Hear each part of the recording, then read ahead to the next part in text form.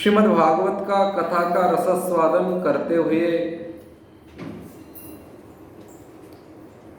हम लोग इस संसार को भूलकर उन्हीं संतों के सानिध्य में चलते हैं जिन संतों के सानिध्य से बड़े बड़े पाप नष्ट हो जाते हैं।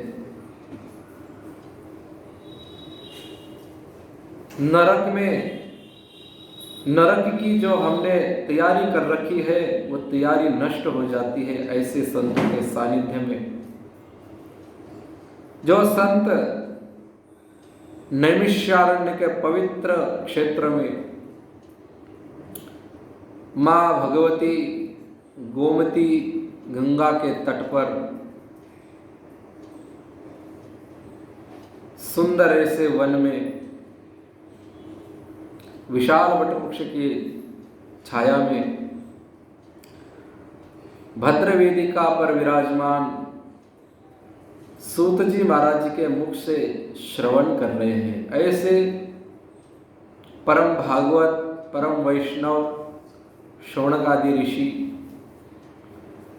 सभी महर्षिगण बड़े ही प्रशांत चित्त से विराजमान हैं। सुंदर सुंदर प्रश्न करते हैं। अब उन प्रश्नों के उत्तर में सूत जी महाराज श्रीमद् भागवत श्रवण करा रहे हैं। किस प्रकार से सूत जी महाराज जी कहते हैं कि हमारे शुभदेव जी महाराज और परीक्षित का जो संवाद है वो वेदव्यास जी ने बहुत सुंदर प्रकार से उसका वर्णन किया है। परीक्षित को राजा बना दिया है पांडवों ने और स्वयं वन गमन किया है। परीक्षित राजा बन गया है। आचार्य कृपाचार्य जी के चरणों में प्रणाम करके कहते हैं कि महाराज आप जैसी आज्ञा करेंगे, जैसा सिखाएंगे, मुझसे जैसा करवाएंगे वैसे मैं करूंगा।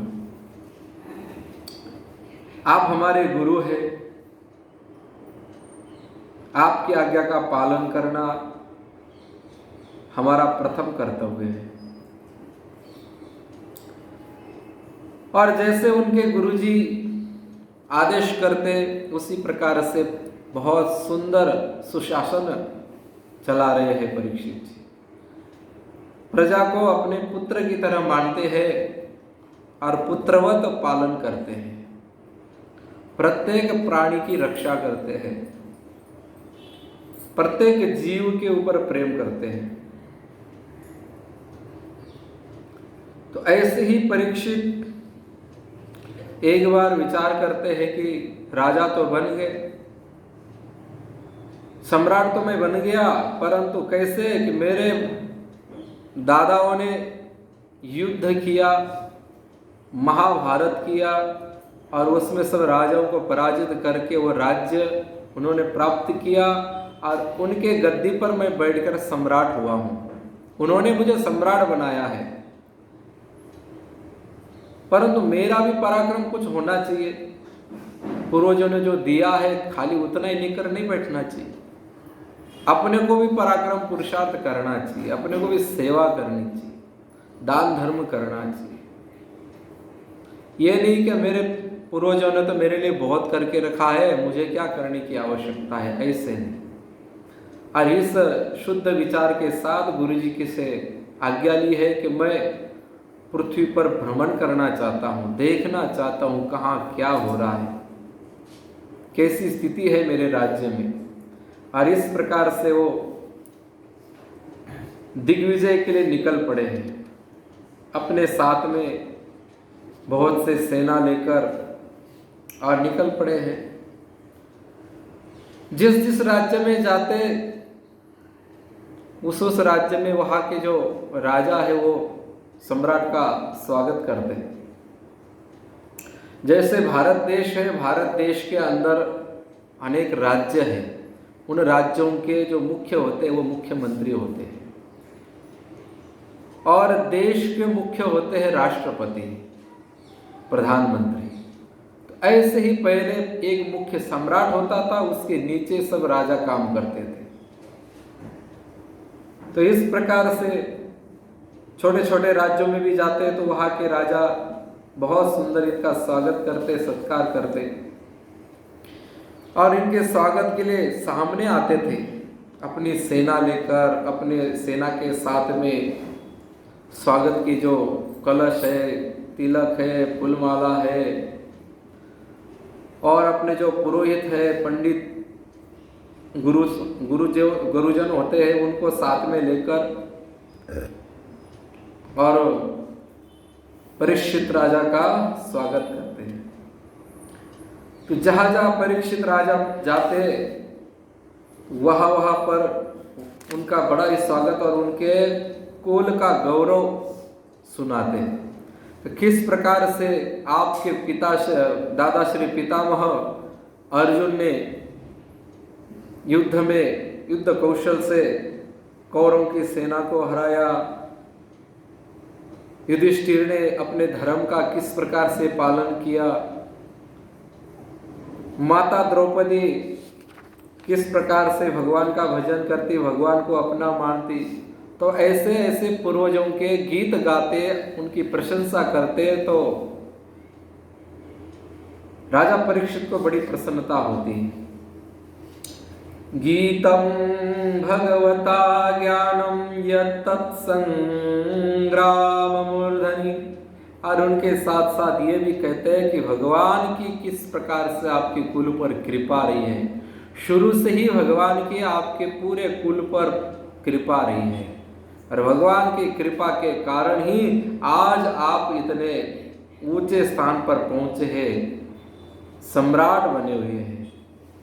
तो जब भगवान की कृपा के बारे में सुनते हैं और भगवान का नाम सुनते हैं तो परीक्षित का हृदय गदगद हो जाता है, बड़े प्रसन्न हो जाते हैं। और इस प्रकार से परीक्षित चारों तरफ घूम रहे थे। तो एक बार क्या हुआ, परीक्षित कुरुजांगल प्रदेश में पहुंचे और वहां पर उनको समाचार मिला कि आपके अमुक अमुक जगह पर अमुक अमुक सीमा में कलयुग ने प्रवेश किया है। अपने मंत्रियों के द्वारा और अपने जो गुप्तचर होते हैं उन गुप्तचरों के द्वारा राजा को समाचार मिला। तो राजा को बड़ा क्रोध आया। अरे, जिस पांडवों पर भगवान की कृपा थी, भगवान का वरद हस्त था, जिन पांडवों का अंश मैं हूं, जिन पांडवों का नाम सुनते ही शत्रुओं के हाथ से खड़ग छूट जाते थे, पसीने छूट जाते थे, ऐसे वंश में मैं पैदा हुआ हूं और मेरे रहते हुए कलयुग की ये हिम्मत कि वो मेरे राज्य में प्रवेश करे। और इस प्रकार से वो निकल पड़ा है और चलते चलते एक बड़ा ही अद्भुत दृश्य वो देख रहा है। क्या दृश्य देखता है? धर्म पदैकेन चरण विच्छायामुपलभ्य धाम। सामने इतना विचित्र दृश्य देख रहा है कि सामने एक तो वृषभ है और एक गौ है। वृषभ के 3 चरण टूट चुके हैं और एक चरण मजबूत है, उसी के ऊपर वह कांपता हुआ खड़ा है, लड़खड़ाता हुआ खड़ा है, उसी पर चलता है। और वही पास में खड़ी खड़ी एक गौ माता है, वो रो रही है। और ये दृश्य उसने देखा, मन में बड़े करुणा आई, दर्द हुआ, दुख हुआ मन में। पर इतने में वो क्या देखता है कि गौ माता का और वृषभ राज का वो संवाद वो सुनता है। उनका आपस में संवाद चल रहा है। जब पास में खड़ी गौ माता कामधेनु, कपिला गाय, जो पृथ्वी का रूप है, वह पृथ्वी गौ माता के रूप में रो रही है, तो धर्म उसको देखकर कहता है, उसके आंखों से टपकते हुए आंसुओं को देखकर कहता है कि तुम क्यों रो रही हो? क्या तुम इसलिए रो रही हो कि भगवान कृष्ण इस धरातल को छोड़कर गए हैं? आज तो आने वाले हैं और यह प्रसंग है तो छोड़ के गए। क्या तुम इसलिए रो रही हो कि अब भगवान चले गए, पीछे कलयुग आएगा और वो कलयुग के कारण तुम्हारे जो ये बच्चे हैं, ये मनुष्य है, ये दुख पाएंगे, ये प्राणी है दुख पाएंगे, इसलिए तुम दुखी हो रही हो? या और कोई तेरा कोई संबंधी था, वो इस तुम्हें छोड़कर चला गया है? या फिर तुम मुझे देखकर तो दुखी नहीं हो रही है कि मेरे 3 पैर टूट गए हैं और एक ही पैर बचा है? या फिर तुझे ये शूद्र पीट रहा है या मुझे भी पीटता है, तो मेरा दुख देखकर तू तेरी आंखों से आंसू आ रहे हैं? इस प्रकार से बहुत सारे प्रश्न किए धर्मराज ने, उस वृषभ ने। और गौ माता कहती है, भवान ही वेद तत्सर्वं यन्मां धर्मानुपृच्छसि चतुर्भिर्वर्तसे येन पादैर्लोक सुखावहै। हे धर्म, तुम मुझसे पूछ रहे हो? अरे तुम स्वयं भी तो जानते हो कि मैं क्यों रो रही हूं। मेरे आंसू देखकर, मेरी स्थिति देखकर मुझसे पूछ रहे हो? मैं तो तुम्हारे लिए दुखी हूं कि तुम्हारे 3 चरण टूट गए हैं और तुम लड़खड़ाते हुए एक चरण पर खड़े हो और ऊपर से ये काला कलूटा राजा का वेश धारण, राजा के आभूषण धारण किए हुए व्यक्ति तुम्हें पीट रहा है। तुम्हारे जो ये चरण थे, जो सत्य, पवित्रता, दया, क्षमा, त्याग, संतोष, सरलता, शम, दम, तप, समता आदि, ये सब कम हो गए। और यही आपकी स्थिति देखकर मैं रो रही हूं। भगवान कृष्ण जब धरातल पर थे तब तुम भी कितने सुखी थे, कितने आनंद से इधर से उधर दौड़ते थे, चारों पैर मजबूत थे तुम्हारे। और मेरी भी वो कितनी रक्षा करते थे, कितना स्नेह करते थे मेरे से इतना स्नेह करते थे कि जब मैं जंगल में चली जाती चरने के लिए तो वो देखते कि हमारी गौ माता चप्पल नहीं पहनती तो हम भी चप्पल नहीं पहनेंगे। देखो भगवान कृष्ण कितना गौ से प्रेम करते हैं और उस भगवान कृष्ण की हम संतान है, उसको हम पूजते हैं, उनके ऊपर हम श्रद्धा करते हैं। और जो भगवान जिसके ऊपर प्रेम करते थे उसकी हम रक्षा नहीं कर पा रहे। हमारा प्रेमी जिससे प्रेम करता है उसकी रक्षा करने से प्रेमी खुश हो जाता है, परंतु हम उस प्रेमी की जो जिससे वो प्रेम करता था, जिसको दुलार करता था, उसको देखकर खुद भी चप्पल नहीं पहनता था, चरण पादुका नहीं पहनता था, उघाड़े पैर, खुले पैर, नंगे पैर जंगल में पीछे पीछे दौड़ता था।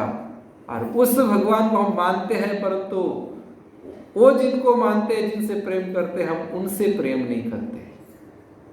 तो प्रेमी जनों के प्रेमियों से प्रेम नहीं करोगे तो प्रेमी अपने से प्रेम क्यों करेगा?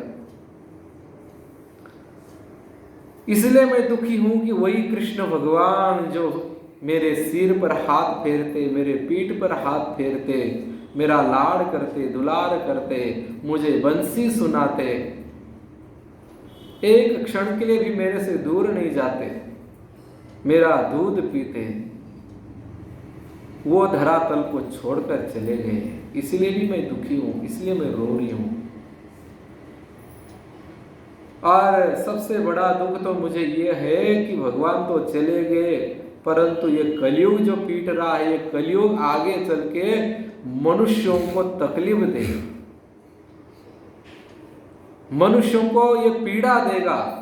इसलिए मैं सबसे ज्यादा दुखी हूं, क्योंकि अब तक तो भगवान सुरक्षा करते थे, अब कौन सुरक्षा करेगा इन मेरे लाडले प्यारे बच्चों जिनको मैं दूध पिलाती हूँ। मरे तक अपनी जो सगी माँ, जो जिससे जन्म लेते हैं, वो माँ तो अपने को 2-4 महीने 5-6 महीने दूध पिलाती है। कोई माँ बहुत भाग्यशाली होती है या कोई बच्चा बहुत भाग्यशाली होता है, वो साल भर दूध पीता है माँ का। आजकल तो क्या कहना, माता बहने दूध नहीं पिलाते, ऐसा हमने सुना है। आजकल की जो युवा पीढ़ी है वो दूध बाहर का पिलाते हैं बच्चों को, और कहते हैं कि मेरा दूध पिलाओ तो मेरा सौंदर्य कम हो जाएगा, तो दूध बाहर से बोतल से दूध पिलाते हैं। तो कैसे वो हम हमारी छाती से बच्चों को लगाएंगे नहीं, हमारे छाती का दूध पिलाएंगे नहीं, उसके ऊपर स्नेह करेंगे नहीं, प्रेम नहीं करेंगे, उसका दुलार नहीं करेंगे, तो वो हमारे से प्रेम क्यों करेगा। पहली माताएं देखो, पानी का घड़ा भर के लाना है तो भी बच्चों को गोद में ले जाती थी। खेत में काम करने वाली महिलाएं अपने बच्चे को पीठ पर लटका लेती थी, पर बच्चों को दूर नहीं करती थी। घर में रसोई का काम करना है तो गोद में लेकर बच्चों को रोटियां बनाती, सब काम करती, दूध पिलाते हुए सब काम करती। और आज बच्चे से स्नेह करने के लिए फुर्सत नहीं है। क्यों? हम तो नौकरी करते हैं, हम तो जॉब करते हैं, पति भी कमाते, पत्नी भी कमाती, तो भी कमी है। और पहले पति कमा के लाते थे, पत्नी घर बार संभालती तो उस पर प्रसन्न रहते थे, प्रेम से रहते थे, हृदय स्नेह से भरा हुआ रहता था। यदि कोई हमारे संबंधी आ जाए तो बड़ा हर्ष होता था, आह हमारी ननंद आई है, हमारी बुआ आई है, हमारी मासी आई है, हमारी बहन आई है, तो कितना आनंद होता था। और अब बोलते क्या आए और मुंह बिगाड़ देते, आ गई, इतनी मेहनत से हम कमाते हैं और ये खाने के लिए आ गए। तो कमाने वाले ज्यादा हो गए, कमाते भी ज्यादा है, फिर भी कमी है, क्योंकि प्रेम नहीं रहा। पहले माता मैंने कोई नौकरी नहीं करते थे, कोई जॉब नहीं करते थे, फिर भी प्रसन्न रहते थे, घर का ही काम करके पूरा परिवार प्रेम से भरा हुआ रहता था। पर आज प्रेम क्यों नहीं है? कि क्योंकि हम केवल हमारे स्वार्थ के पीछे दौड़ रहे हैं। तो ऐसे जो मनुष्य है, उन मनुष्य की क्या दशा होगी, इसलिए मुझे रोना आ रहा है। देखो, गौ माता हमारे लिए रोती है और हम उसी गौ माता को लात मार के निकाल देते हैं। कैसे भगवान हमारे ऊपर प्रसन्न रहेंगे? और इस प्रकार से ऐसी दशा देखी और ये दृश्य देखा, ये बातें सुनी, तो परीक्षित से रहा नहीं गया है। उसने तुरंत अपने म्यान से तलवार निकाली और उस जो पुरुष उन दोनों को पीट रहा है उनकी तरफ बढ़ता है और उसको ताड़ित करता है, उसको वहां से हटा देता है। हटाने के बाद में धर्म से पूछते हैं कि तुम्हें कौन तकलीफ दे रहा है, कौन पीड़ा दे रहा है, मुझे बताओ, मैं अभी उसे दंडित करता हूं। क्योंकि दंड तभी दिया जाता है कि जब कोई उसके बारे में शिकायत करे, ऐसे सीधे दंड नहीं दे सकते हैं। आज भी कानून वही है, कितना भी अपराध करे सामने, पर वो लिखित में नहीं कह दे कि ये मेरे को मार रहा है या पीट रहा है। जब तक वो क्या बोलते एफआईआर दर्ज नहीं करते तब तक पुलिस भी कुछ नहीं कर पाती। बाद में तो एक्शन कर लेती है, परंतु जब तक शिकायत नहीं कोई करता है तब तक कुछ नहीं करते। इसलिए राजा ने कहा सीधा दंड कैसे देवे, जब तक इसने ये कोई शिकायत नहीं करेगा। इसलिए पूछते हैं कि तुम्हें कौन मार रहा है, पीट रहा है, कौन तुम्हें दुख दे रहा है, किसके कारण तुझे तकलीफ हो रही है, तुम मुझे बताओ, मैं उसे दंड दूंगा। तो जब धर्म ने राजा के इतने सुंदर वचन सुने तो उन्होंने कहा कि तुम्हारा आचरण तुम्हारे पूर्वजों के अनुकूल ही है,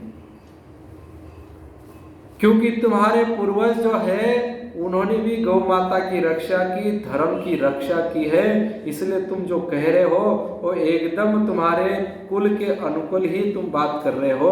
परंतु एक बात बताता हूँ, यहाँ पर तो कौन किसको दुख देता है और कौन किसको सुख देता है, सब अपने अपने कर्म के फल भोगते हैं महाराज।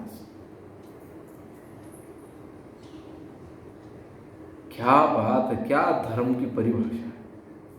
ये नहीं कहा कि देखो तुम्हारे सामने पीट रहा था, ये खड़ा है, ये मेरे को मार रहा है, ऐसा नहीं कहा है।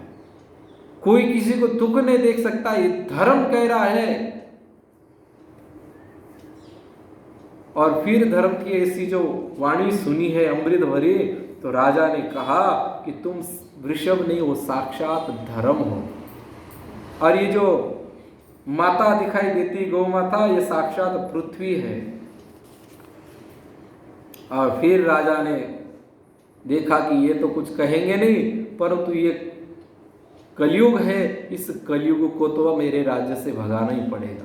आज इनको तकलीफ दे रहा है, ये तो इनकी सरलता है कि ये शिकायत नहीं कर रहे हैं, परंतु मैं तो राजा हूं, मुझे तो सब जगह शांति बनाए रखनी है। और इसलिए उन्होंने दौड़कर कलयुग के ऊपर तलवार उठाई और इतने में कलयुग चरणों में गिर गया। कोई कोई लोग होते बड़े बेशर्मी होते हैं, उनको कितना भी कहो, यदि अपनी बात चलती है तो खुद बड़ी बड़ी बड़ी बातें करते हैं। और उस देखता है कि अब अपना पलड़ा हल्का पड़ रहा है, अब अगले का पलड़ा भारी हो रहा है, तो तुरंत भीगी बिल्ली बनकर चरणों में पड़ जाते हैं। जब यदि ऐसा कोई चाटुकार मिल जाएगा तो समझ लेना ये कलयुग का ही अवतार है, कि बड़ी प्रशंसा करता है, बड़ी सामने चमचागिरी करता है कि महाराज आप तो ऐसे, तो आप तो क्या कहना, आप तो ये, समझ लेना कलयुग आया है सामने। तो ऐसे जो प्रशंसक है इनके बातों में नहीं आना, क्योंकि इससे क्या होता है, अपना अहंकार बढ़ता है, और अहंकार बढ़ने से भगवान की दूरी बढ़ जाती है। और इस कारण से कलयुग जो है वो चरणों में पड़ गया और कह रहा है कि आप तो मेरे माई बाप है, आप ही मेरे सब कुछ है, और आपकी शरण हूँ। आपके परिवार में आपके पूर्वज तो इतने महान थे कि जो भी शरण आए उसकी रक्षा करते थे, और ऐसे ऊंचे कुल में आप पैदा हुए और आपके शरण में हूँ, अब आपको मेरे को शरणागत की रक्षा करनी चाहिए। अब परीक्षित धर्म संकट में पड़ गए, मारे तो शरण आया है, और शरणागत की तो सभी रक्षा करते हैं। शरणागत की रक्षा हमने एक महात्मा जी से सुना था कि एक व्यक्ति जंगल से जा रहा था और उसके पीछे सिंह लग गया, तो वो दौड़कर एक पेड़ पर चढ़ गया। पेड़ पर चढ़ने के बाद ऊपर देखा तो ऊपर एक भालू सो रहा था। अब उसने देखा कि अब ऊपर भालू है, नीचे शेर है, तो उसने भालू को कहा कि देखो भाई, मैं तू जिस पेड़ पर सोता है मैं उसी पेड़ तेरे शरण आया हूं। अब भालू ने देखा कि अब मेरे शरण आया तो अब मैं क्या करूं। शेर नीचे से कहता है भालू को, अरे एक तो तू खा जा या इसको धक्का देकर नीचे गिरा दे, मैं खा जाऊं। भालू बोलता ये मेरी शरण आ गया है, अब मैं इसको कैसे धक्का दूं और कैसे खाऊं। इतना करके भालू वापस सिर रख के सो जाता है। तो शेर भेद बुद्धि अपनाता है और मनुष्य को कहता है कि अरे देख, अभी तो उसने भरपेट खाया इसलिए वो नाटक कर रहा है, वो जब भूख लग जाएगी तो तुझे खा जाएगा। एक काम करते, एक काम कर, तू इसको धक्का देके नीचे गिरा दे, मैं इसको खा के चला जाऊंगा और तू अपने रास्ते से चले जाना। तो मनुष्य ने तुरंत विचार किया कि हाँ ये बात तो सही है, और मनुष्य उसको तुरंत धक्का दिया उस मनुष्य ने, और वो भालू सावधान होकर उसने तुरंत दूसरी डाली पकड़ ली और वापस ऊपर आया। शेर ने कहा, सिंह ने कहा कि देखो मैंने कहा था ना ये मनुष्य विश्वास करने लायक नहीं, एक तो तू खा जा या नीचे गिरा दे। फिर भी भालू ने कहा कि नहीं ये मेरी शरण आया है। शरणागत जो होता है वो हर हालत में उसकी रक्षा करनी चाहिए। तो इस प्रकार से जब भालू भी इतनी शरणागत की रक्षा कर सकते हैं तो हम मनुष्य हैं, हमको कितनी करनी चाहिए। हमारे घर के सामने दुम हिलाता हुआ कुत्ता आ जाए तो हम उसको पत्थर मार के भगाते हैं, लाठी मारते हैं, उसको एक रोटी नहीं डालते। तो इस प्रकार से जब वो चरणों में गिर गया, कहने लग गया मैं आपकी शरण हूं, तो राजा विचार कर रहे हैं मेरा तो कुल इतना श्रेष्ठ है, जिस कुल पर भगवान स्वयं कृपा करके उनकी सेवा करते थे, ऐसे कुल में मैं उत्पन्न हुआ और फिर मैं शरणागत की रक्षा नहीं करूं तो मेरे पूर्वजों को नरक में जाना पड़ेगा। मैं तो जाऊंगा ही, परंतु मेरे पूर्वजों को भी जाना पड़ेगा। ध्यान देना, हम यदि कोई पाप करते तो केवल हम ही नहीं भुगतते, हमारे पूरे 72 पीढ़ी तक वो पाप भुगतना पड़ता है। जैसे कहते हैं ना कि एक संत हो जाए, एक भगवत प्राप्ति कर ले तो कई पीढ़ियों को वो तार देता है। ऐसे ही कोई पाप करता है वो भी कई पीढ़ियों को लेकर डूबता है नरक में। इसलिए ध्यान रखना, केवल हम ही नहीं जाएंगे, हमारे साथ साथ हम कईयों को लेके जाएंगे। और परीक्षित ऐसा विचार करते हैं कि इसको तो शरण देनी पड़ी, मार तो सकते नहीं और छोड़ भी नहीं सकते, खुला छोड़ नहीं सकते, कलयुग है, आज इनको मारा है कल किसी को मारेगा, अपनी बदमाशी छोड़ेगा नहीं है। क्योंकि कुत्ते की पूंछ होती है ना, वो कितनी भी सीधी रखो बाद में टेढ़ी हो रही, इसलिए कलयुग है। राजा ने कहा देखो मैं तुझे मारना तो नहीं चाहता हूं, परंतु मेरे राज्य से निकल जा, कहीं और चला जा। बोले है महाराज मैं कहाँ जाऊँ, जहाँ जाऊँ वहाँ आपका ही राज है, आपकी सीमा पर, जहाँ तक ये पृथ्वी वहाँ तक आपकी सीमा है, और सीमा के बाहर मैं कहाँ रहूँगा। हाँ थोड़ी तो कृपा करो, थोड़ी तो जगह दे दो मुझे, यही कहीं पड़ा रहूँगा आपके, कहीं बाहर कहीं छोटे से कोने में पड़ा रहूँगा। एकदम दीन होकर और हाथ जोड़कर विनती कर रहा है कलयुग। और राजा बड़े होशियार हैं, बड़े सावधान है राजा, शरणागत की रक्षा भी करनी है। अब ये कुछ मांग भी रहा है तो क्या देवे। तब राजा ने कहा कि जो दिन में सोते हैं, यहां लिखा हुआ है, जो दिन में सोते हैं, जो शाम की संध्या के समय सोते हैं और सुबह की संध्या में सोते हैं, ब्रह्म मुहूर्त में 3:30 बजे से ब्रह्म मुहूर्त चालू हो जाता है, तो 4-4:30 बजे उठ ही जाना चाहिए व्यक्ति सुबह। इसमें केवल उनको छूट है, किनको, जो बच्चे हैं, जो समझदार नहीं है 7-8 साल तक, और जो वृद्ध है।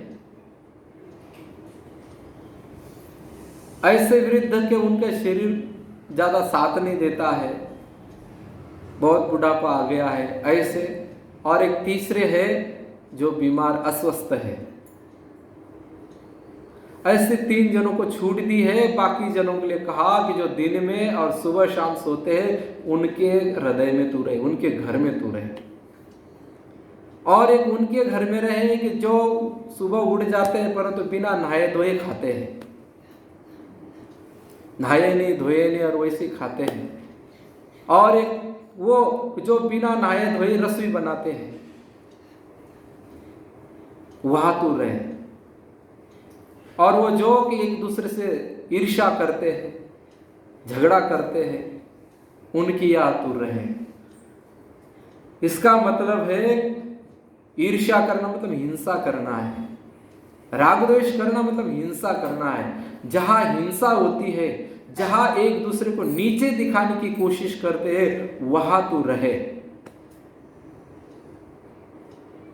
अभ्यर्थितस्तदा तस्मै स्थानानि कलये ददौ द्यूतं पानं स्त्रियः सूना यत्रा धर्मश्चतुर्विधः।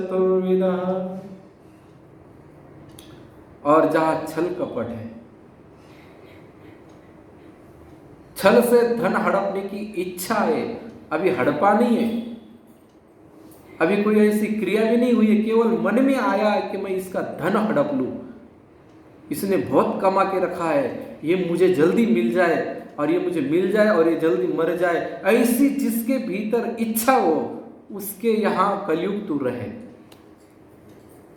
अब उसने बड़ी मेहनत से, बड़ी लगन से और बड़ी तपस्या करके धन कमाया, और उसने धन भी इसलिए कमाया कि इसका अच्छा उपयोग हो, अच्छे सत्संग में काम आए, मेरे आने वाली पीढ़ी इसका दान धर्म करे, इसलिए कमा के रखा। और कोई दूसरा आके कहता है अरे ये तो मुझे मिल जाए और ये जल्दी से जल्दी मर जाए तभी तो मिलेगा, ऐसी जब भावना होती है उसके हृदय में कलयुग है, वहां तो रहे। छल कपट यानी द्यूत बिना छल कपट का नहीं होता है। जब युधिष्ठिर जी द्यूत खेले थे तो छल कपट ही हुआ था। तो ऐसी जगह तू रहे। और ऐसी एक जगह ऐसी दी है कि ऐसे इंसान को उनको होश ही नहीं है। कैसे कि जिनको ऐसा मद चढ़ा है रुपयों पैसों का, धन का, शराब का, कि वो किसी को कुछ गिनते ही नहीं है, ऐसे समझते ये बाकी तो सब कीड़े मकोड़े हैं। और धन के मद में, अहंकार में जो मनमर्जी करते हैं, ऐसे जो मदांध मनुष्य है उनके पास तू रहे। तो कैसी चुन चुन कर जगह दे रहे परीक्षित जी, कि उनको पता है मेरे राज्य में ऐसे तो लोग है ही नहीं कि जो एक दूसरे से ईर्ष्या करे, छल कपट करे, या अपने अहंकार के मद में या शराब के मद में रहे, ऐसे हमारे यहाँ है ही नहीं, इसीलिए ये जगह दे देंगे इसको। और ये जो जगह दी है कि जहां पति पत्नी का जो प्रेम होता है उसको छोड़कर किसी अन्य स्त्री और पुरुष में प्रेम करे, वहां कलयुग तो रहे। पति पत्नी का प्रेम जो होता है वो तो अग्नि के साक्षी में फेरे लिए है। अनेक अपने परिजनों के सामने ब्राह्मण ने वह वेदों के ऋचाओं का उच्चारण किया है, उनके साक्षी में वो फेरे लिए है, इसलिए वो प्रेम अनुचित नहीं है। परंतु जो अपने पत्नी को छोड़कर अन्य किसी स्त्री से प्रेम करता है, या स्त्री अपने पति देव को छोड़कर, पति रेको परमेश्वर, पति ही परमेश्वर है उसके लिए, और उस पर पति परमेश्वर को छोड़कर कहीं अन्य में उसका भाव भी चला जाता है इतना कि आहा ये पुरुष कितना सुंदर है, इतना भी भाव बन जाए तो वहां कलयुग तो रहे।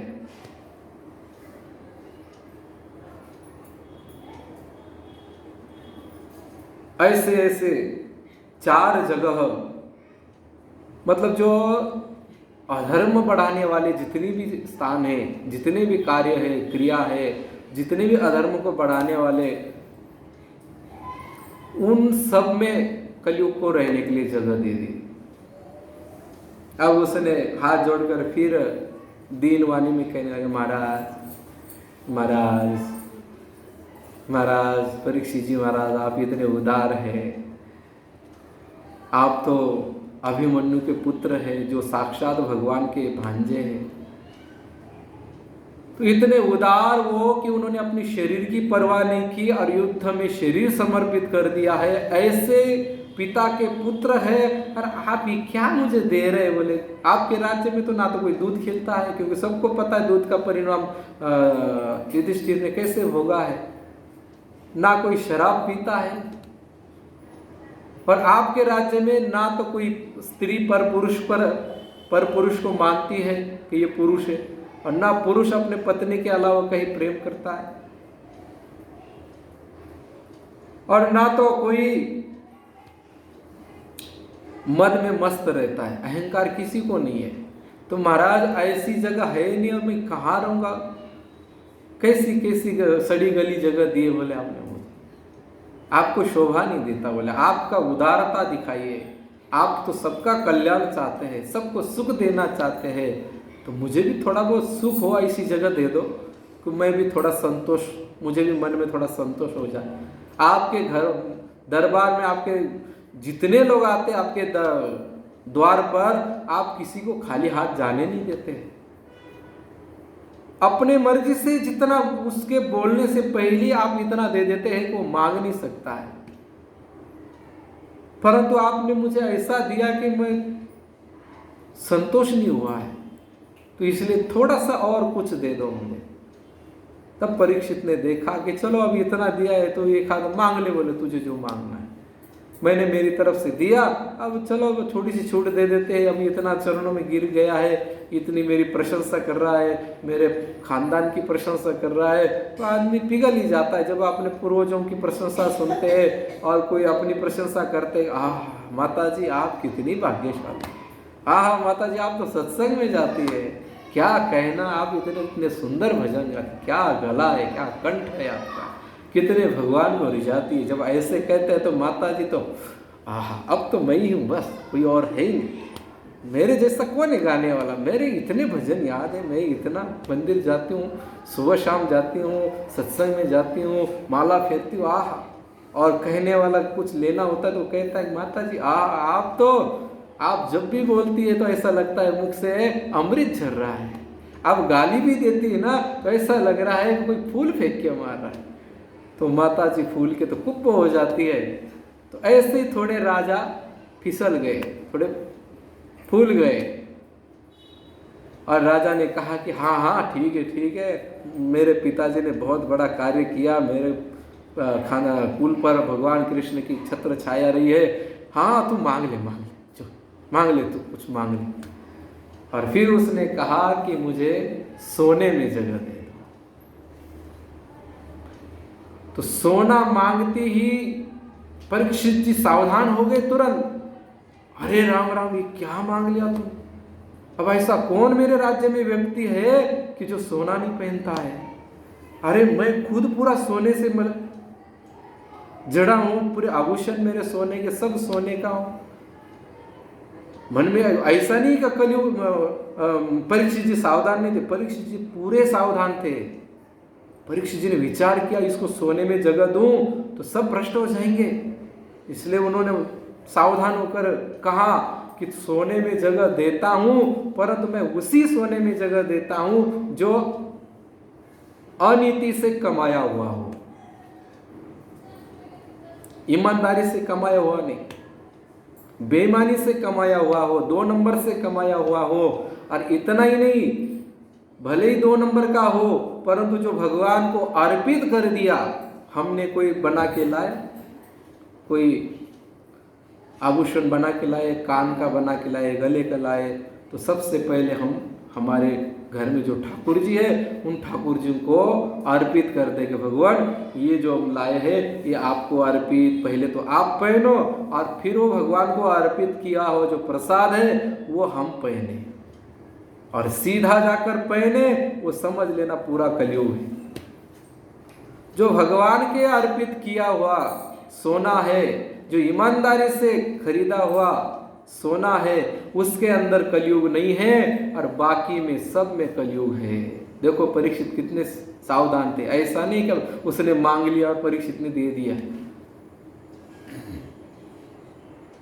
अब ये बात तो हो गई। अब इन्होंने उस दिन जरासंध का मुकुट पहना हुआ था।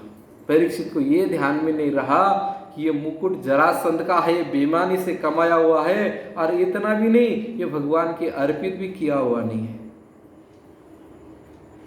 ये तो खजाने में पड़ा था, बहुत चमकदार था, इसलिए मैंने पहन लिया और मन में विचार किया था कि जरासंध ने दिग्विजय इसी मुकुट का पहनकर की थी, इसी मुकुट के सामने सबने सर झुकाया था, इसलिए मैंने भी वही मुकुट पहना। परंतु वो बात ध्यान में रही नहीं, और बाकी जितने आभूषण थे वो सब भगवान के अर्पित किए हुए थे, और बाकी सब आभूषण ईमानदारी से कमाए हुए थे। परंतु सर पर जो मुकुट था वो मुकुट भगवान के अर्पित किया हुआ नहीं था, जल्दबाजी में चलते चलते पहन लिया था। इसलिए कलयुग तुरंत वहां से उठा चरणों से और सीधे उनके मुकुट के अंदर जाकर बैठ गया। अब एक बार जो मुंह लग जाता है और धीरे धीरे अंगुली पकड़कर सीधा माथे पर बैठ जाता है और फिर वो हावी हो जाता है, फिर वो सिर से उतरता नहीं है जल्दी। मकान किसी को किराए पर दे दे और उसको यदि अपने मर्यादा में नहीं रखेंगे तो धीरे धीरे वो कब्जा करके मालिक को ही कहते हैं कि मैं मालिक हूँ, फिर उसको हटाना बड़ा खतरनाक हो जाता है, फिर ले दे के ही काम करना पड़ता है। तो ऐसे पहले से सावधान रह जाओ कि हमारे पास कलयुग आए ही नहीं। ये जो 5 स्थान बताए हैं, इन 5 स्थानों से दूर रहेंगे तो कलयुग आएगा ही नहीं। वो कोई जबरदस्ती हमारे पीछे थोड़ी लगता है, जबरदस्ती थोड़ी आता है, उसकी हिम्मत ही नहीं जबरदस्ती आने की, उसको तो मर्यादा में बांध रखा है परीक्षित ने। और हम कहते हैं कि महाराज क्या करें, कलयुग आ गया, सब कलयुग की माया है। अरे कलयुग की माया नहीं है, ये हमारी स्वार्थ की माया है। और इस प्रकार से फिर परीक्षित वहां से निकल पड़ा है और अब धीरे धीरे विचार में परिवर्तन आने लग गया। जैसे कलयुग आ गया और वैसे जैसे हम कोई सोने का आभूषण खरीद के लाते हैं, भगवान के अर्पित नहीं करते और पहन लेते हैं, तो तुरंत दिखाते हैं कि देखो हमने ये बनाया, देखो हमने ये बनाया। एक माताजी थी, उसकी सुंदर अंगूठी बनाई। अब अंगूठी बनाने के बाद में उसको कोई पूछ ही नहीं रहा है कि अरे तूने अंगूठी बनाई। अब वो पूरे पानी भरने जाती है, अंगूठी पहन के जाती है, बाजार जाती है तो अंगूठी पहन के जाती है, अड़ोसी पड़ोसी घर जाती है अंगूठी पहन के जाती है, पर कोई पूछता ही नहीं उसको, अरे तूने अंगूठी कब बनाई, कैसे बनाई, कोई पूछता नहीं। उसके मन में आया कि अब सबको पता कैसे चले। तब वो पानी भरने जाती है तो जानबूझ के कहती है अब आदमी ये अंगुली आगे करता है ना, तो उसने इस अंगुली में पहन रखी थी, तो ये अंगुली करता, अच्छा ये तेरा घड़ा है, ये तेरा घड़ा है, ये तेरा घड़ा है, अरे ये तेरा घड़ा है।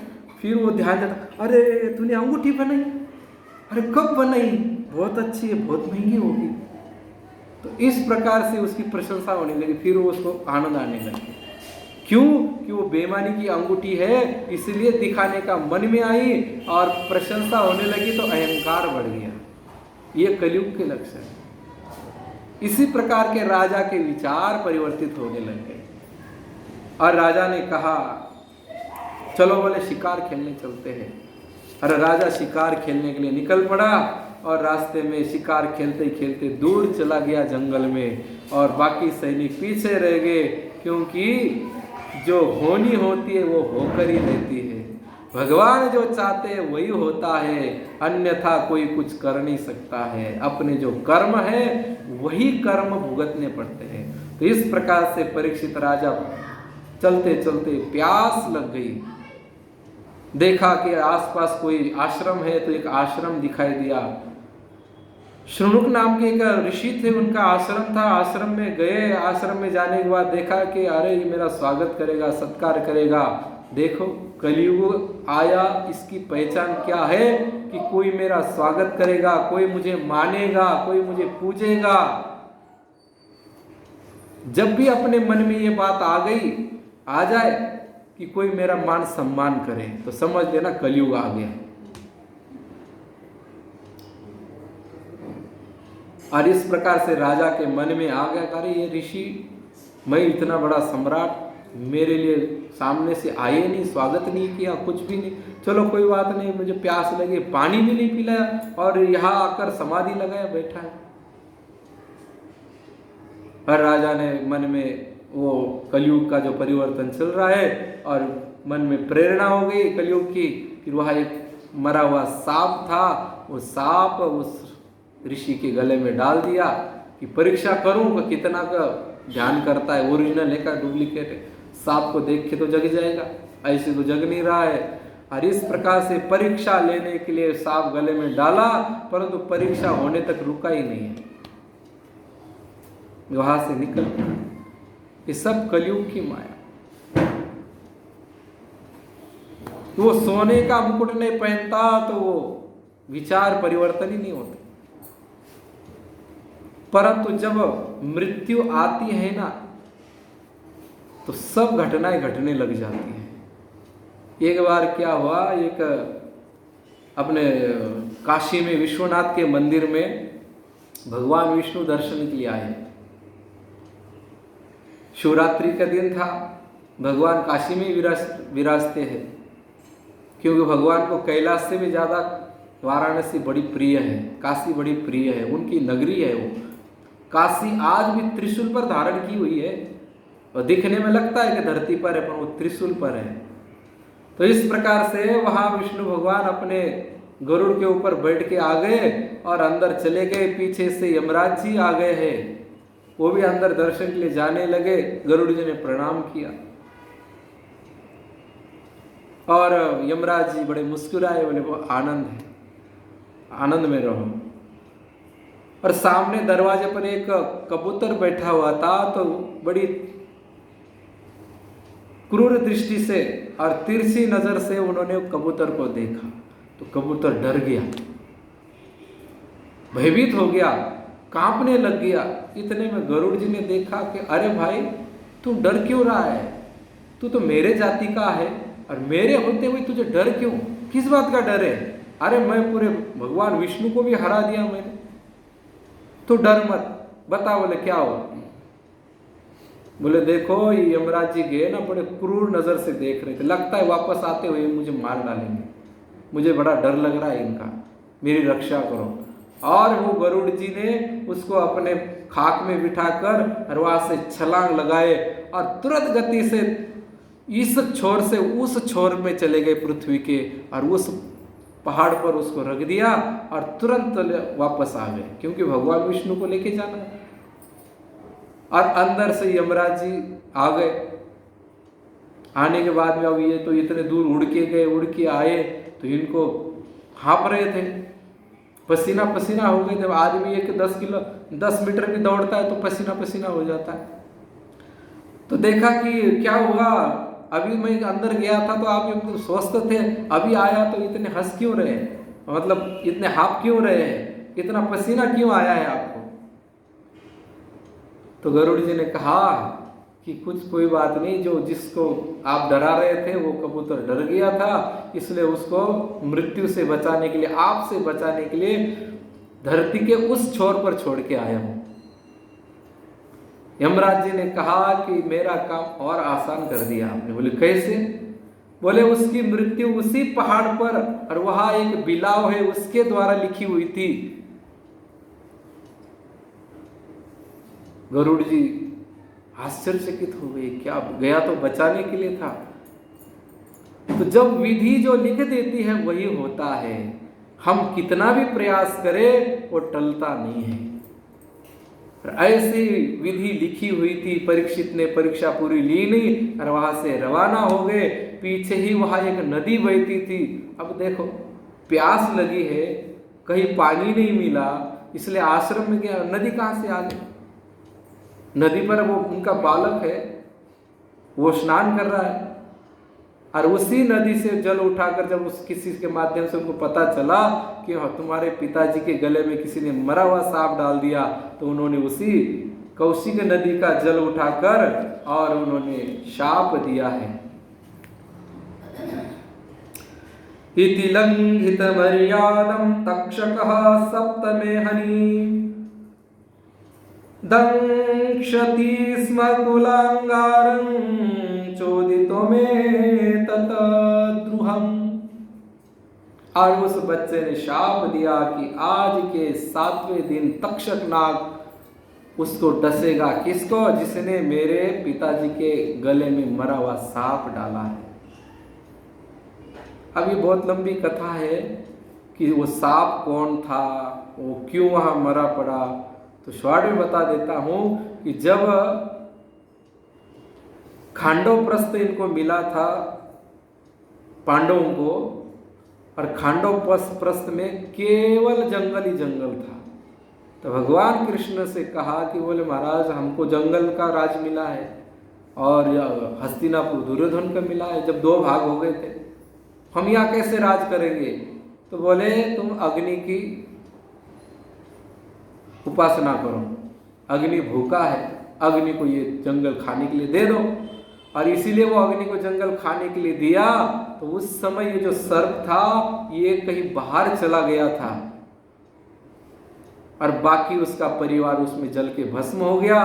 तो इसने अर्जुन को मारने की कोशिश तो की थी कर्ण के पान पर बैठकर, परंतु भगवान जहाँ रक्षक हुआ कौन क्या कर सकता है। वहां तो उसकी इच्छा पूरी नहीं हुई, इसलिए दूसरे जन्म में ये इच्छा पूरी करने के लिए कि उसी कुल में किसी न किसी को मैं मार के ही रहूंगा, तो वो इच्छा मन में रही। तो उस इच्छा को पूरा करने के लिए वो सांप बनकर वहां पड़ा है और उसी सांप को गले में डाला। उसी सांप के कारण मृत्यु का शाप मिला है। इसलिए जो अपनी इच्छा है, जो हमारे कर्म है, वो कभी कटते नहीं है। इसलिए सावधान हो जाओ अभी से ही। श्रीमद् भागवत बहुत उच्च शिक्षा देती है कि अब तक जो हुआ है सो हुआ है, अब आगे जो हुआ वो सब भगवान कृष्ण के चरणों में समर्पित करके आगे कभी ऐसा न हो, आगे कभी ऐसा करना ही नहीं है। ये जो पक्का निश्चय कर लेता है उसके तो पाप कट जाते हैं, परंतु जो ऐसा कथा भी सुन ली, सब सुन लिया, सब समझ लिया, फिर भी पाप करता है, फिर भी आसक्ति करता है, वो वज्रलेप पाप होते, वो फिर नष्ट नहीं होते, वो भुगतने ही पड़ते हैं। तो इस प्रकार से परीक्षित को शाप मिल गया। परीक्षित अपने घर चला गया। परीक्षित को जैसे ही घर गया वो मुकुट उतार के रखते ही पता चला, रे मेरे द्वारा तो बहुत जघन्य अपराध हो गया है। एक ऋषि, वो भी ब्राह्मण, और वो भी तपस्वी, वो भी भगवान के ध्यान में रहने वाला, और उसका अपराध हुआ है। बड़ा पश्चाताप कर रहे कि मुझे कोई शाप दे दे, कोई मृत्यु दंड दे दे, बहुत अच्छा हो जाएगा। और इधर रोता रोता बच्चा आया है, समाधि खुल गई और बच्चे को रोते हुए देखा तो पिताजी ने कहा कि बेटा क्या हो गया, क्यों रो रहे हो। तब उसने कहा कि पिताजी देखो ये लंबा सांप किसी ने मरा हुआ आपके गले में डाल दिया, परंतु उसका दंड मैंने उसको दे दिया। बोले क्या दिया? बोले आज के 7वें दिन तक्षक नाग उसको डसेगा। और उसने अपने कान पे हाथ रख के कहा राम राम राम राम, ये क्या कर दिया तुमने?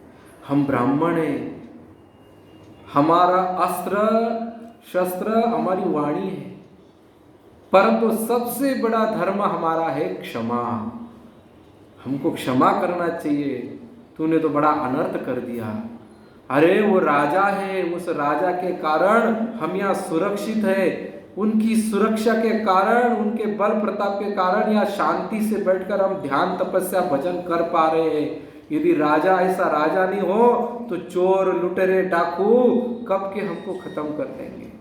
और इसलिए उन्होंने शाप दिया है, पुत्र को नहीं पूरे ब्राह्मण कुल को शाप दिया कि जिसके खुद के तपस्या के अलावा यदि शाप की शक्ति हो वो नष्ट हो जाए।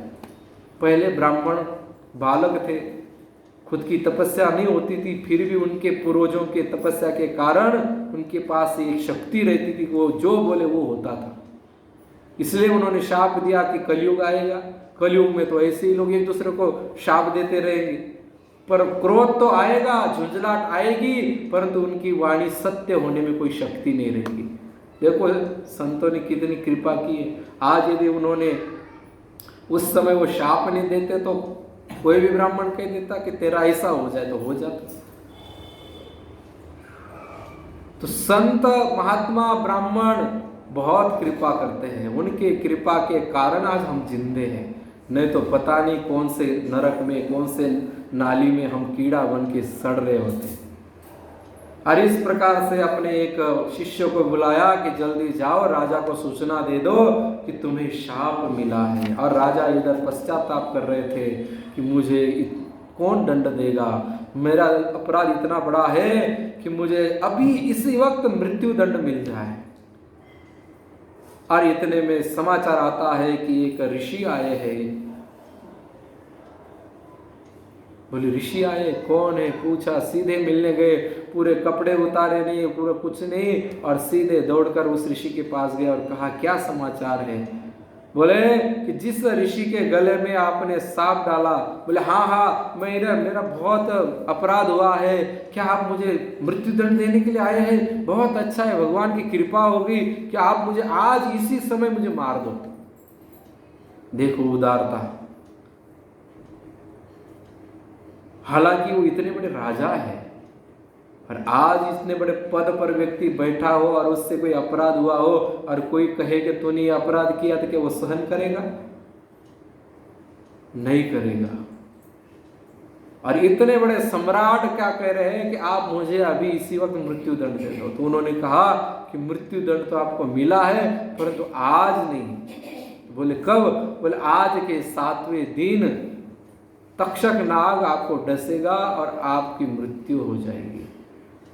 तब राजा ने अब कहा कि देखो संतों की और ऋषियों की कितनी कृपा है कि मुझे 7 दिन दिए हैं।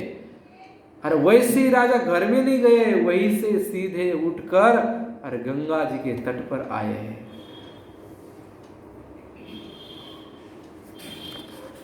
ये नहीं देखा कि अरे मेरी संपत्ति है, मेरे पुत्र को तो बताऊं।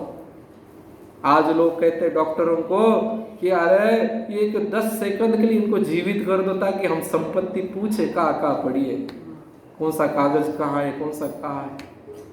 10 सेकंड के लिए जिंदा कर दो, वो खाली थोड़ा लिख भी दे तो भी चल जाएगा। और परीक्षित को देखो कि उसने विचार नहीं किया कि मेरा कोई जन्मजय आदि बेटे है या कोई पीछे राज्य का क्या होगा, क्या कुछ भी नहीं, सीधे निकल पड़े हैं। और शुकताल में आकर एक सुंदर वटवृक्ष है, उस वटवृक्ष के नीचे पवित्र भगीरथी के तट पर बैठे। गंगा गंगा जो कहते हैं, ऐसे गंगा गंगा कहने वाले की मुक्ति हो जाती केवल गंगा गंगा कहने से। गंगा का नाम लेते ही शरीर में पवित्रता आ जाती है, मन में पवित्रता आती है। ऐसी पवित्र गंगा के तट पर जाकर बैठे हैं।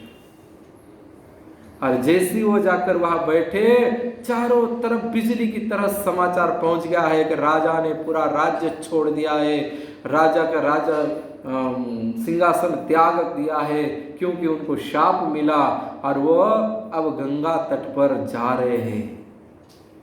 इतना बिजली की तरह समाचार पहुंचते ही अनेकों करोड़ों करोड़ों ऋषि मुनि तपस्वी, अनेक विद्वान ब्राह्मण और सब अपने अपने क्षेत्रों को, अपने अपने आश्रमों को छोड़कर और जहां परीक्षित गया है वहां पर सब आ रहे हैं। कौन कौन आए हैं देखो, यहाँ वर्णन करते हैं हमारे सूत जी महाराज, कहते हैं कि अत्रि वसिष्ठश्च च्यवनः शरद्वा नरिष्टनेमि भृगुरंगिराश्च पराशरो गादिसुतोऽथ राम उतथ्य इंद्र प्रमदे ध्रुवाहु।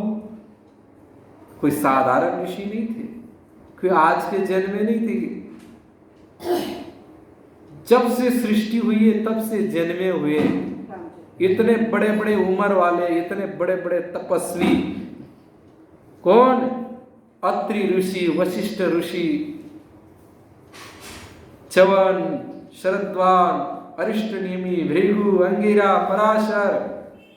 अब पराशर जी तो दादा है, फिर भी वो भी आ गए, पराशर जी आ गए। विश्वामित्र, विश्वामित्र इतना सामर्थ्य रखते हैं कि जब इंद्र ने कहा कि तुम्हारा ये राजा यहाँ रह नहीं सकता है, हमारे स्वर्ग में नहीं रह सकता है, तो प्रति स्वर्ग तैयार करने की शक्ति रखने वाले, प्रति सृष्टि तैयार करने की शक्ति रखने वाले विश्वामित्र भी आए हैं।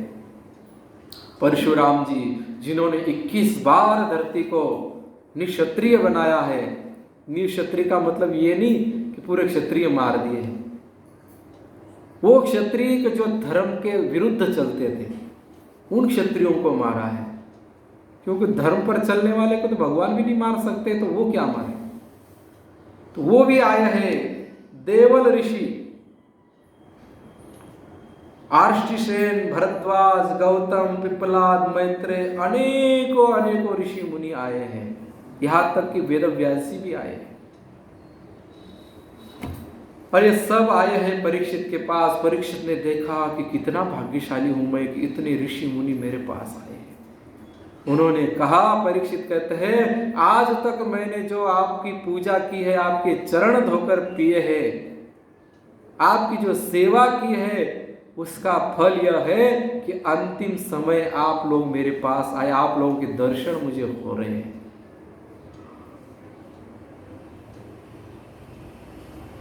संतों का पूजन करना, संतों की आराधना करना, संतों को उपदेश सुनना, मठ मंदिर में जाना, दान धर्म करना, इसका फल ये नहीं कि संसार में हमारी संपत्ति बढ़े। असली फल क्या है बता रहे परीक्षित जी? असली फल है कि संतों का दर्शन, और संत अंतिम समय मेरे पास है, मेरे ऊपर कृपा की, ये मेरे को फल मिला है। और इतने ऋषि मुनि आए हैं, सबकी बैठने की व्यवस्था की गई है। राजा ने कहा नहीं है, परंतु मंत्री कोई ऐसे थोड़ी है कि राजा कहे तभी करे। मंत्री और उनके बच्चे इतने होशियार थे कि राजा के कहने के पहले व्यवस्था कर देते थे। पता चला कि राजा घर बार छोड़कर वहां जा रहे थे, तुरंत सब सैनिकों ने सामान ले जाना चालू किया, और वहाँ ऋषि मुनि जितने आ रहे हैं सबके लिए सुंदर सुंदर गलीचे बिछाए हैं, आसन बिछाए, तकिया गद्दे मसन लगाए हैं, और सबको बैठने के लिए कहा। परीक्षित ने कहा कि सब विराज जाइए, सब कृपा करो मेरे ऊपर। और इस प्रकार से सब आने के बाद परीक्षित कह रहे, अहो अद्य वयम ब्रह्मण तत्सेव्या क्षत्र बंधव कृपया तिथि रूपेण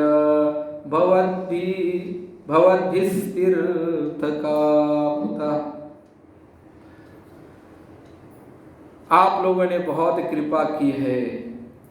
हालांकि देखा जाए तो मेरे इतने पुण्य नहीं है कि आप लोगों के एक साथ इतने दर्शन कर सकूं, फिर भी आप लोगों ने कृपा की है, इसलिए मैं आप लोगों से एक निवेदन करता हूं। आप लोगों को तो पता ही है कि मुझे शाप मिला है, मेरा अपराध इतना भयंकर है कि आज ही मुझे मृत्युदंड मिले, परंतु देखो संतों की, ब्राह्मणों की कितनी कृपा है कि 7 दिन मुझे दिया है। इसलिए आप लोग मुझे बताओ कि 7 दिन में मैं ऐसा कौन सा काम करूं कि जिससे मेरा कल्याण हो। जिसकी मृत्यु होने वाली है, देखो 2 प्रश्न किए यहाँ परीक्षित ने। जिसकी मृत्यु होने वाली है उसको क्या करना चाहिए? जैसे हम लोग, हमारी मृत्यु होने वाली है, आज नहीं कल, कल नहीं परसों। क्या ऐसे कोई है कि पूरा वो क्या बोलते रजिस्ट्री करके बैठेंगे, मैं तो जाऊंगा ही नहीं, मैं तो मरूंगा नहीं, महाराज देखो मेरे पास लिखा हुआ है। क्या है ऐसा किसी के पास? कोई पता नहीं है, आज जाए कल जाए परसों जाए, जाए न जाए, ऐसा नहीं है। जाना तो सबको है। इसलिए एक प्रश्न क्या किया कि जो जिनकी मृत्यु होने वाली है उनको क्या करना चाहिए, ये प्रश्न तो हम लोगों के लिए है। और दूसरा प्रश्न ये किया कि जिसकी मृत्यु अभी होने वाली है, जो अभी मरने वाला है, उसको क्या करना चाहिए। और इस प्रकार से प्रश्न किए तो सब ऋषि अपनी अपनी बुद्धि लगाने लग गए। अरे देखो राजा इतना बड़ा है, बढ़िया अनुष्ठान करना चाहिए। देखो कर्म तो कर्म से ही कटता है, कर्म तो है ना भोगने से ही कटता है, इसलिए बड़े बड़े यज्ञ करने चाहिए, ऐसा करना चाहिए वैसा। किसी ने कहा भाई यज्ञ करना चाहिए, अनुष्ठान करने समय कहाँ है, उसके लिए तो पहले मुहूर्त निकालो, फिर भूमि शोधन करो, फिर पवित्र पंडित लाओ, विद्वान पंडित लाओ, और 7 दिन तो निकल जाएंगे ऐसे ही। हाँ ये बात तो भी सही है। दूसरा कहता है कि ज्ञान से होगा।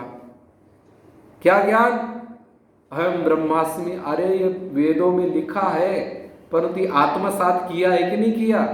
कि खाली ऊपर ऊपर से कह देते हैं कि मैं ब्रह्मा हूं और मैं ये हूं, मैं वो हूं। ऐसे नहीं होता है। ज्ञान आत्मसात किया होना चाहिए, उसके जीवन में उतरा होना चाहिए, उसने अनुभव किया होना चाहिए, तब वो काम करेगा। और इसमें कोई तुम्हारा विश्वास है, निश्चित है कि तूने आत्मज्ञान किया है और वो सुनाने से परीक्षित का कल्याण हो जाए? बोले इसमें तो संदेह होगा कि नहीं होगा पता नहीं। और ऐसे ऋषि मुनि प्रश्न कर आपस में चर्चा कर रहे हैं और इतने में ही सुखदेव जी महाराज पधारते हैं। बोलिए सुखदेव भगवान की। और सुखदेव जी महाराज कैसे आ रहे हैं? नंग धड़ंग आ रहे हैं, बाल खुले हैं, आधे नेत्र खुले हुए हैं, उनकी दृष्टि केवल 3 पग तक ही दृष्टि है, आगे दृष्टि नहीं है। संतों को ऐसे चलना चाहिए कि चलते समय केवल 3 पग ही दृष्टि रखनी चाहिए। 3 पग भी इसलिए कोई जीव जंतु आ जाए तो वो पैर के नीचे मरे नहीं। और जो ऊपर बाका आंखें फाड़ के देखते हैं और चलते हैं कि ये बिल्डिंग ऐसी, वो बिल्डिंग ऐसी, और ये राजा ऐसा, वो महाराजा ऐसा, और ये संत ऐसा, वो संत ऐसा, ऐसे करते हुए चलेंगे तो समझ लेना कि ये विरक्त नहीं है, परमहंस नहीं है। तो ऐसे सुखदेव जी महाराज हम लोगों को शिक्षा दे रहे हैं कि चलना चाहिए तो कैसे हाथी की तरह मत मस्त होकर चलो, परंतु दृष्टि केवल 3 पग तक ही होनी चाहिए। तो ऐसे सुखदेव जी महाराज चल रहे, उनका जितना वर्णन किया जाए उतना कम है। भूतो ना भविष्य से ऐसी मूर्ति है सुखदेव जी महाराज। तो ऐसे सुखदेव जी महाराज आए, और जब ऐसे सुखदेव जी महाराज का स्वागत कौन कर रहे हैं? अज्ञानी बालक, अज्ञानी पुरुष और काम से युक्त कामुक्त स्त्रियां उनके पीछे पीछे दौड़ रही है। ऐसे लोग स्वागत कर रहे हैं। और हमारे जैसे वक्ता आते हैं तो हम बोलते हैं हमारे लिए स्पेशल रास्ता होना चाहिए।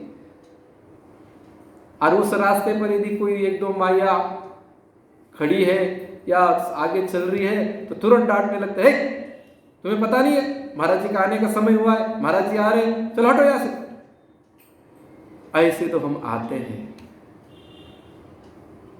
ऐसे तो हम वक्ता है, परंतु क्या करें कि श्रोताओं की ऐसी कृपा है कि हम लोगों के मुख से कथा सुनते हैं और हम लोगों के लिए इतना ऊंचा आसन देते हैं। आप लोग नहीं होते तो हमको कौन वक्ता कहता और हमको कौन कहाँ भगवान की लीला श्रवण कराने की उसको बोलने के लिए कौन कहते। ये श्रोता की इतनी कृपा है कि उनकी कृपा से हम वक्ता बन पाते हैं और उनकी ही कृपा से हम ऊंचे आसन पर बैठ पाते हैं और उनकी ही कृपा से भगवान की लीला का हम वर्णन कर पाते हैं। और हमारे सुखदेव जी महाराज जी का स्वागत कोई धूड़ फेंक रहा है, कोई कीचड़ फेंक रहा है, कोई पत्थर मार रहा है, पर फिर भी अलमस्त चल रहे हैं, कोई परवाह नहीं है। ना तो काम की परवाह है ना अज्ञान की परवाह है, अपने मस्ती में चल रहे हैं। और जहां परीक्षित और संत समाज इकट्ठा हुआ था वहां पर सुखदेव जी आए, आते ही आगमन होते ही सब ऋषि उनके आगमन के लिए खड़े हो गए हैं। बड़े बड़े ऋषि अभी हम नाम सुन के आए कि जो कोई तो ब्रह्मा के पुत्र है, कोई पौत्र है, कोई परपौत्र है, ऐसे बड़े बड़े नारद आदि ऋषि और उनके स्वागत के लिए खड़े हुए हैं, जिनकी उम्र गिनी नहीं जा सकती ऐसे। और सुखदेव जी महाराज कैसे है? 16 साल के, नई नई मूंछ अभी निकली नहीं है, छाती चौड़ी है, सुंदर हृष्टपुष्ट शरीर है, लंबा चौड़ा शरीर, और पेट ऐसे नहीं कि खा खा के हमारी तरह लटका हुआ, उतना ही खाते हैं जितनी आवश्यकता।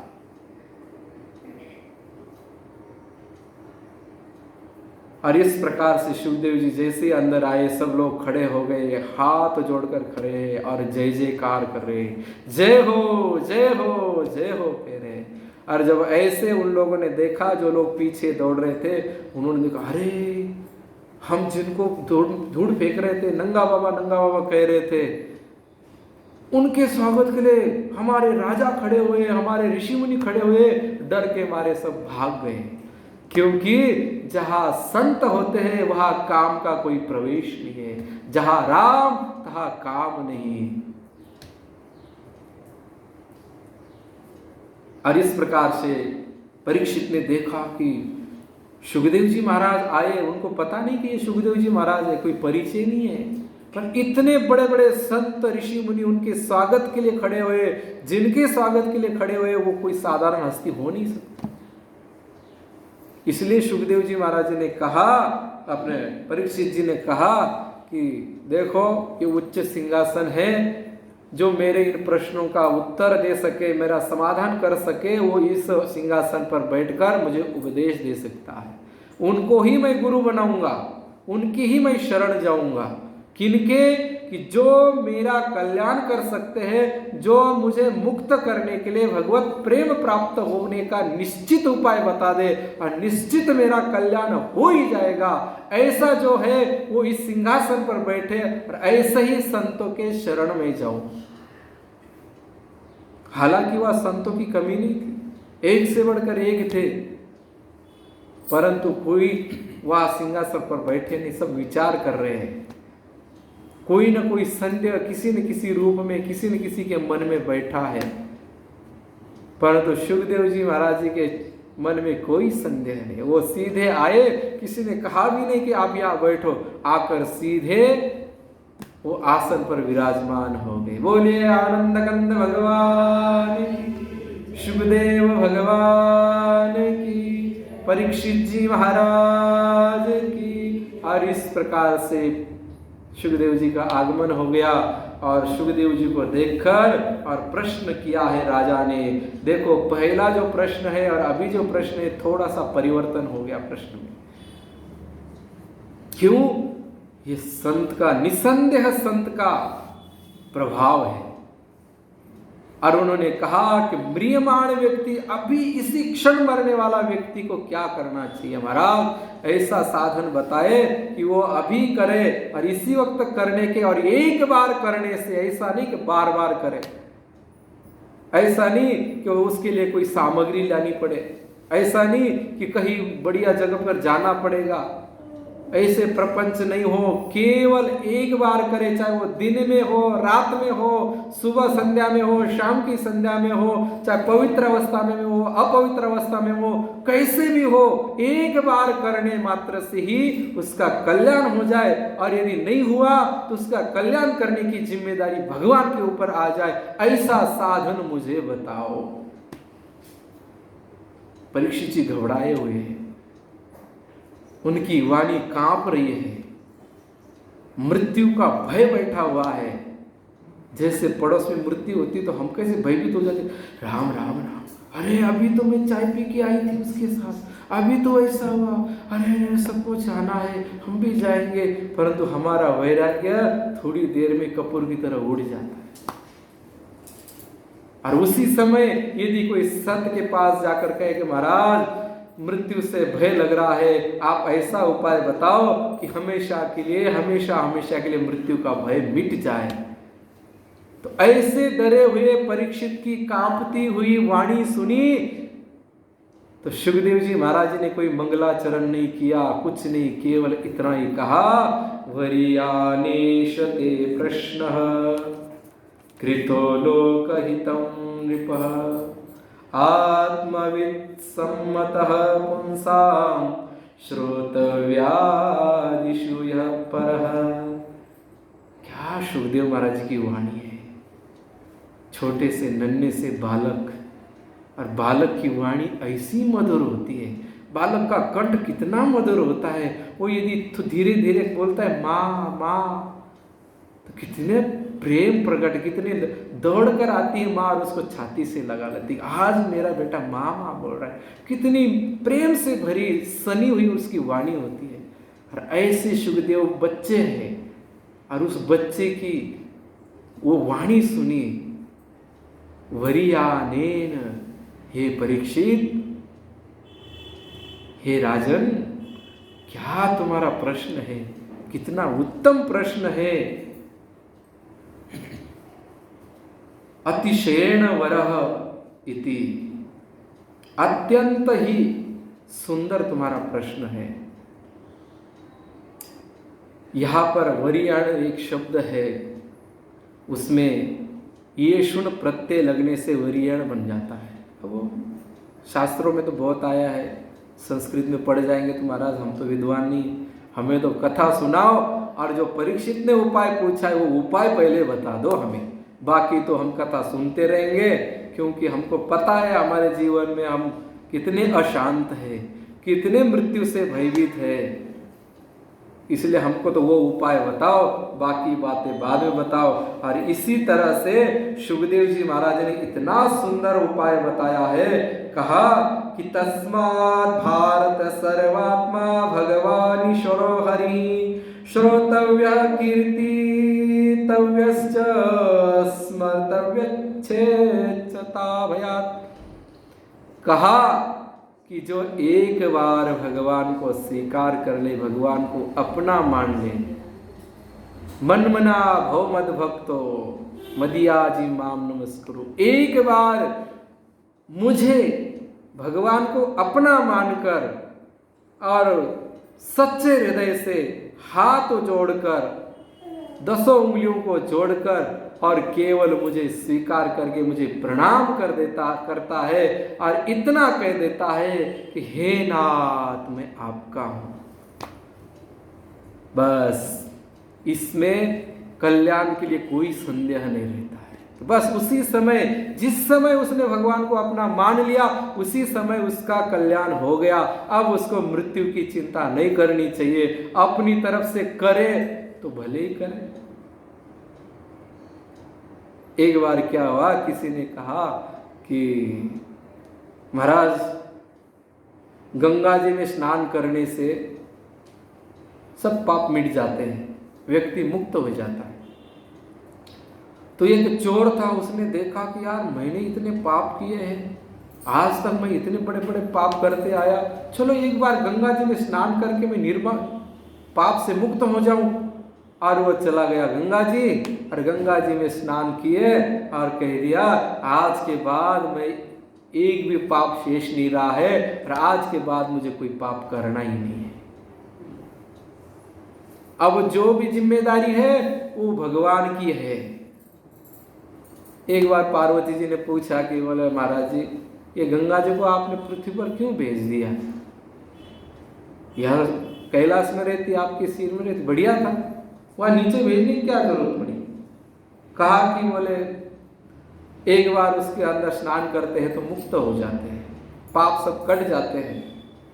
कलयुग में बहुत लोग पाप करते हैं, तो कलयुगी लोग उसमें स्नान करेंगे तो मुक्त हो जाएंगे, पाप उनके नष्ट हो जाएंगे, और फिर वो धर्म कर्म में लग जाएंगे, भजन में लग जाएंगे, भगवान का भजन करेंगे, कीर्तन करेंगे, नाम जप करेंगे, कथा करेंगे और सुंदर सुंदर अनुष्ठान कराएंगे। आज उसने कथा का अनुष्ठान कराया, आज उस गली में हो गया, पहले दिन उस गली में हो गया, तो महीने में 3-3 कथाएं वो करेंगे ये लोग जो गंगा जी में नहाएंगे। बोले नहीं महाराज विश्वास नहीं होता है, तो फिर ये लोग मुक्त क्यों नहीं हुए, बोले ये लोग नरकों में क्यों जा रहे हैं। बोले कहा कि विश्वास नहीं कर रहे, पता तो है इन लोगों को कि गंगा जी में नहाने से पाप मुक्त हो जाते हैं, सुनते भी है और उनके गंगा जी के महत्व भी है। महत्व नहीं होता तो जहाँ नहाने के लिए जाते ही नहीं, महत्व है, महत्व भी है, सब है, परंतु ये विश्वास नहीं करते हैं कि आज के बाद गंगा जी नहाने के बाद मैं बिल्कुल ही पाप से मुक्त हो गया हूँ, ये स्वीकार नहीं करते। नहाते हैं, सब करते हैं, फिर भी मन में क्या सोचते हैं कि नहीं नहीं थोड़े बहुत तो पाप बचे ही होंगे हमारे, कहीं कोने काने में तो पड़े ही होंगे, अभी एकदम निर्मुक्त तो थोड़ी हुए हैं हम। और यही हमारा संदेह हमको हमारा पैर पकड़कर घसीट घसीट कर इस 84 लाख में ले जाता है और नरकों में ले जाता है।